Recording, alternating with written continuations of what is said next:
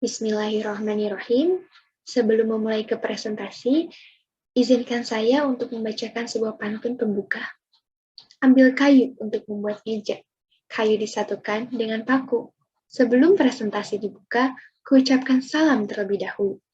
Assalamualaikum warahmatullahi wabarakatuh. Alhamdulillahirrabbilalamin. Pertama marilah kita panjatkan puji serta syukur kita kepada Allah Subhanahu wa taala yang telah melimpahkan rahmat dan karunia-Nya kepada kita. Tak lupa salawat serta salam tetap tercurah kepada baginda kita Nabi Muhammad sallallahu alaihi wasallam serta para sahabatnya dan kita selaku umatnya hingga akhir zaman. Amin. Yang terhormat Ibu Nuri Novianti Afidah selaku dosen pengampu mata kuliah Pendidikan Bahasa Indonesia. Dan saya ingin mengucapkan terima kasih kepada Ibu atas ilmu yang telah Ibu berikan. Sebelum memasuki ke pembahasan, izinkan saya untuk memperkenalkan diri terlebih dahulu. Karena tak kenal, maka tak aruf. Baik, perkenalkan nama saya Fatimah Nurul Rahmani dengan NIM 2000717, Program Studi Pendidikan Guru Sekolah Dasar Universitas Pendidikan Indonesia. Alhamdulillah telah menyelesaikan tugas artikel jurnal yang berjudul Penerapan Pembelajaran Leadership untuk Meningkatkan Kepercayaan Diri Anak di Sekolah Dasar. Dan insya Allah sekarang ini akan mempertanggungjawabkan hasilnya dengan video presentasi ini. Baik, tanpa berlama-lama, saya akan memulai dengan memaparkan alasan kenapa saya memilih judul ini. Kenapa saya memilih judul ini? Alasan saya yaitu didasari adanya sebuah permasalahan. Permasalahan yang terjadi pada anak khususnya di sekolah dasar, karena saya berfokus pada program studi yang diampu oleh saya. Permasalahan tersebut adalah pengaruh tingkat kepercayaan diri anak terhadap minat dan hasil belajar anak di sekolah. Akhirnya, saya melakukan beberapa pencarian dari berbagai sumber dan ditemukannya pembelajaran leadership ini yang dapat menjadi pemecah masalah atau solusi bagi permasalahan ini. Sebelumnya, kita perlu mengetahui dulu apa pengertian dari leadership dan kepercayaan diri. Leadership adalah suatu kemampuan yang dapat mempengaruhi orang lain dalam mencapai sebuah tujuan bersama, dan ini menjadi sebuah tanggung jawab yang harus dimiliki oleh setiap orang, termasuk anak di usia sekolah dasar. Sedangkan kepercayaan diri adalah sebuah aspek yang begitu penting dimiliki oleh setiap orang, termasuk anak-anak. Kemudian kepercayaan diri itulah yang akan mendorong peningkatan dalam berbagai aspek dan potensi yang dimiliki. Dewasa ini sering kita temui bahwa anak yang memiliki kepercayaan diri dengan tingkat yang tinggi jauh lebih aktif di kelas dibanding dengan anak yang kurang percaya diri. Dan hal tersebut tak jarang berdampak pada hasil belajarnya. Untuk itu, kepercayaan diri perlu ditingkatkan sejak anak masih berusia sekolah dasar. Karena pada usia tersebut, anak masih mudah dibentuk dan dipersiapkan sedini mungkin untuk memiliki kepercayaan diri yang tinggi. Salah satu usaha yang bisa dilakukan oleh guru atau pihak sekolah yaitu dengan memberikan murid-muridnya pembelajaran mengenai leadership ini.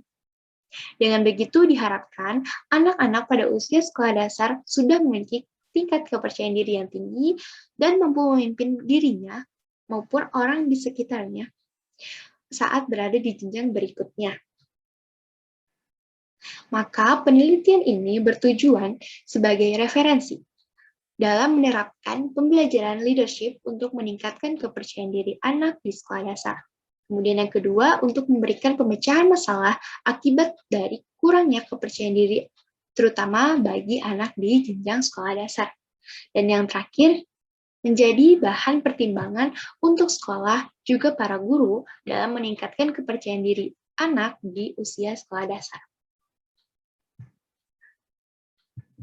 Adapun metode penelitian yang saya gunakan yaitu dengan studi literatur, yaitu berarti dilakukan dengan cara pengumpulan data, buku, jurnal-jurnal yang berkaitan dengan masalah dan tujuan yang sedang saya teliti saat ini. Beberapa referensi yang saya gunakan yaitu jurnal-jurnal ilmiah, e-book, penelitian-penelitian ilmiah yang bersumber dari internet. Jenis data yang diperoleh bersifat kualitatif, yaitu data yang disajikan dalam bentuk kata verbal. Baik, berlanjut pada hasil dan pembahasan. Terdapat 3 subbab, yaitu pertama, penerapan pembelajaran leadership. Kedua, implementasi pembelajaran leadership. Dan yang terakhir, yaitu kelebihan dari pembelajaran leadership itu sendiri. Insya Allah akan saya bahas secara singkat setiap subbabnya. Subbab pertama, yaitu penerapan pembelajaran leadership. Pembelajaran leadership ini perlu diterapkan dalam upaya meningkatkan kepercayaan diri anak, khususnya pada anak di usia sekolah dasar. Karena dengan menerapkan ini, tentu diperlukan sebuah kolaborasi atau kerjasama yang baik antara pihak sekolah, anak, dan juga orang tua. Karena ketiga komponen itulah yang akan membantu tercapainya keberhasilan dari penerapan pembelajaran ini, yang nantinya diharapkan anak pada usia sekolah dasar sudah memiliki tingkat kepercayaan diri yang tinggi. Pihak pertama yaitu pihak sekolah. Pihak ini menjadi komponen utama karena disinilah anak mendapatkan sebuah pengalaman belajar yang efektif. Upaya yang dapat dilakukan oleh guru di sekolah dalam meningkatkan kepercayaan diri anak melalui mode pembelajaran leadership ini ialah dengan menjadikan setiap anak didiknya mendapatkan kesempatan menjadi ketua kelas. Hal ini akan melatih anak dalam hal mengatur dan mengelola kelas, juga teman-teman lainnya. Dengan memberikan sebuah kepercayaan inilah yang akan memicu timbulnya kepercayaan diri pada diri setiap anak. Anak akan merasa dipercaya oleh guru dan teman-temannya. Lalu sekolah juga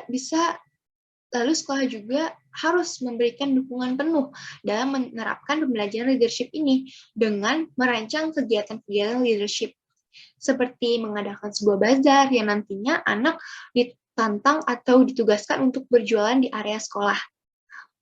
Lalu mengadakan perlombaan yang membantu anak mengembangkan potensinya juga meningkatkan kepercayaan dirinya, serta mengadakan kunjungan ke berbagai tempat, yaitu sekolah-sekolah, museum, kampus, dan lain sebagainya, dan lainnya.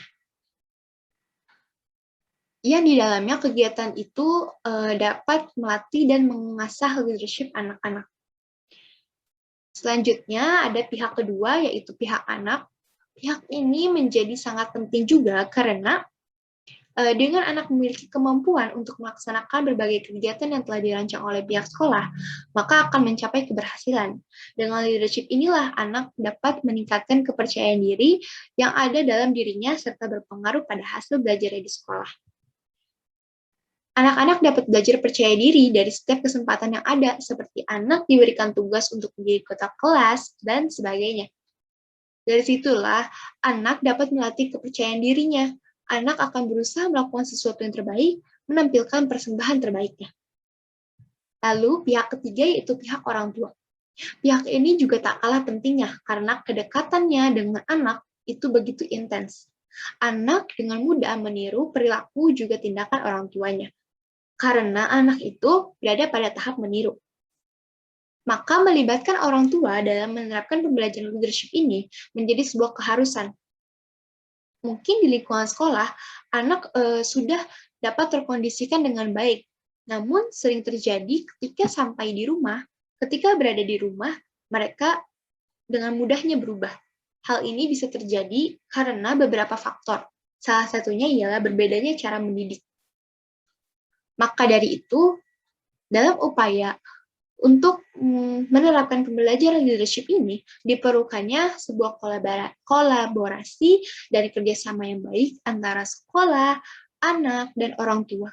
Dengan begitu diharapkan mampu memudahkan terlaksananya dan tercapainya suatu tujuan, yaitu meningkatkan kepercayaan diri anak di sekolah dasar, yang dimana akan memicu peningkatan berbagai potensi dan hasil belajarnya.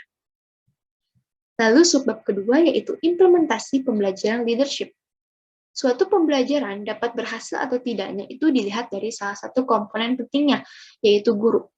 Guru memiliki peranan penting dalam proses pembelajaran karena guru memiliki tugas untuk mendidik, mengajar, membimbing, evaluasi, dan mengarahkan anak didiknya.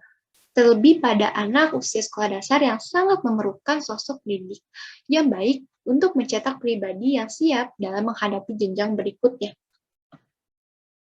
Dalam pelaksanaan pembelajaran ini, kepercayaan diri dapat terlihat dari pengamatan terhadap anak didiknya. Ciri-ciri orang yang memiliki kepercayaan diri yang tinggi yaitu bersikap tenang dalam menghadapi segala sesuatu, memiliki potensi serta kemampuan yang memadai, dapat menetralisasi ketegangan saat menghadapi berbagai situasi, dapat menyesuaikan diri serta berkomunikasi dengan baik di berbagai situasi, mempunyai kondisi mental dan fisik yang cukup mendukung penampilan, mempunyai kecerdasan yang cukup, mempunyai pendidikan yang cukup, mempunyai keahlian yang mendukung kehidupannya, mempunyai kemampuan bersosialisasi yang baik, dan mempunyai latar belakang pendidikan dan keluarga yang baik, dan lain-lain. Dengan seorang pendidik mengetahui apa saja ciri-ciri anak yang memiliki kepercayaan diri yang tinggi, dengan begitu, seorang pendidik atau guru dapat memberikan stimulus yang berbeda dari setiap anak didiknya sesuai dengan tingkatan kepercayaan diri anak masing-masing. Bisa dilakukan dengan membuat kelompok-kelompok yang menyatukan antara anak yang kurang percaya diri dengan anak yang sudah tinggi rasa percaya dirinya. Sehingga ini bisa mendorong anak lainnya yang agar termotivasi untuk lebih percaya diri. Lalu, beberapa penerapan yang bisa kita lakukan sebagai pendidik oleh sekolah dalam menjalankan pembelajaran leadership ini, yaitu menjadikan setiap anak didiknya menjadi ketua kelas secara bergantian, memberikan ruang bagi anak dalam menyampaikan pendapatnya, melibatkan anak dalam berbagai kegiatan belajar, memberikan tugas atau tantangan kepada anak yang dirancang dengan menarik dan sederhana, berkunjung ke berbagai sekolah atau kampus yang dapat mendorong anak percaya diri untuk berinteraksi dan bersosialisasi, memberikan anak kesempatan untuk bercerita di depan kelas mengenai apapun sehingga melatih anak berbicara di hadapan umum, mengajak anak menonton video, tokoh, atau orang yang memiliki rasa percaya diri yang tinggi, mempertemukan anak dengan tokoh atau orang yang memiliki rasa percaya diri yang tinggi, melibatkan anak-anak dalam kegiatan-kegiatan sekolah seperti menjadikan anak pembawa acara, dan sebagainya. Lalu dengan melakukan beberapa hal tersebut, anak dapat mendapatkan pembelajaran leadership di sekolah yang mampu meningkatkan kepercayaan dirinya. Kepercayaan diri yang dimiliki anak juga akan berdampak pada hasil belajar dan potensi lainnya. Dan yang subbab terakhir yaitu kelebihan pembelajaran leadership. Dengan menerapkan pembelajaran leadership kepada anak di sekolah dasar, tentunya terdapat beberapa kelebihan. Selain meningkatkan kepercayaan diri, yaitu anak akan mampu menghadapi permasalahan yang akan datang.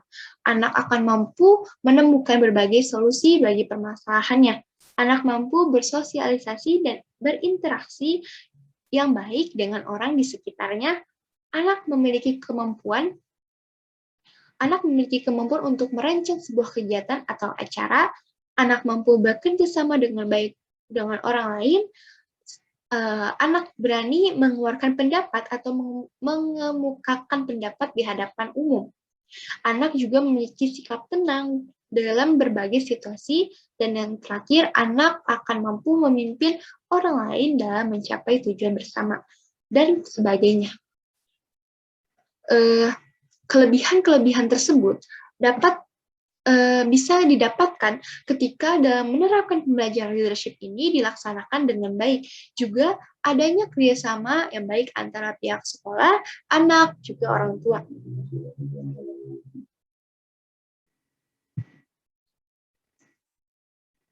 Baik, simpulan yang didapatkan dari penelitian ini yaitu menerapkan pembelajaran ini mampu meningkatkan kepercayaan diri anak serta potensi lainnya yang dimiliki oleh setiap anak. Tentu setiap anak memiliki potensi yang uniknya masing-masing. Tentu dalam menerapkan pembelajaran leadership ini diperlukan sebuah kerjasama dan kolaborasi yang baik antara tiga pihak, yaitu pihak sekolah, anak, dan juga orang tua. Pembelajaran ini juga mampu memberikan manfaat dan kelebihannya yang didapatkan oleh anak-anak, khususnya pada anak usia sekolah dasar.